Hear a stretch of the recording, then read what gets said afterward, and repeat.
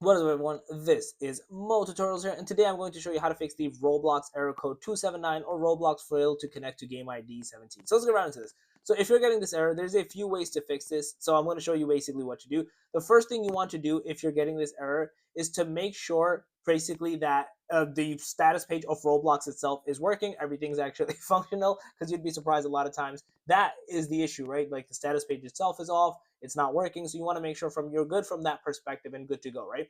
If everything is good there, the next thing to do is when you're in Roblox, sign out of your account and then sign back in. A lot of times it's doing a simple sign in and out, sign out and in, I should say, fixes these issues. Now, if you've done that as well and it still doesn't fix it for you, the last thing you should do is basically just make sure, if you're connected to your home Wi-Fi, disconnect it and then utilize your mobile network to go from there and see if that fixes it. If not, vice versa. If you're connected to your mobile network, change it to a Wi-Fi spot whether in your house or wherever you're playing the game, and then essentially go from there and then see if that fixes it for you.